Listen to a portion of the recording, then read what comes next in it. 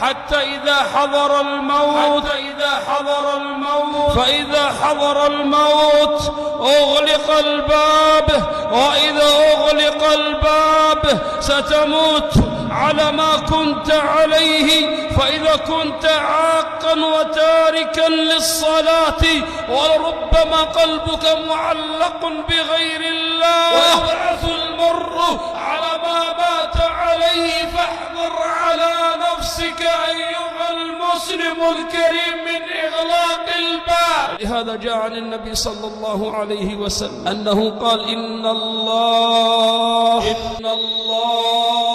يقبل توبة العبد ما لم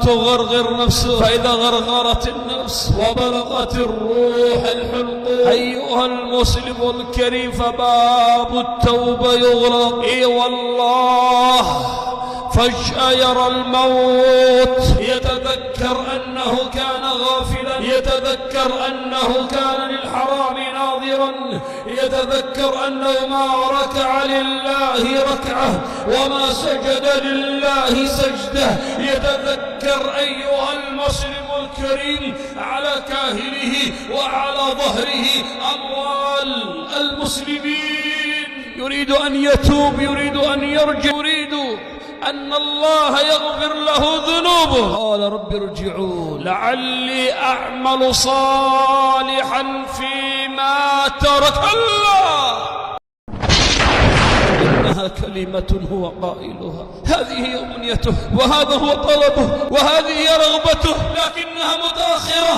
ضاعت الفرصة عليه. الروح الآن في الجسد تستطيع أن تقبل على الله. هو الذي يقول: قل يا عبادي الذين أسرفوا على أنفسهم. مهما كان جرمك، مهما كان ذنبك، مهما كنت مشركا، مهما كان قلبك مليء بالأحقاد والأحساد، مهما كنت مؤذيا، مهما كنت ظالما، مهما صنعت من الذنوب، الله يناديك: قل يا عبادي الذين أسرفوا على أنفسهم لا تقنطوا من رحمة الله إن الله يغفر الذنوب جميعا إنه هو الغفور الرحيم.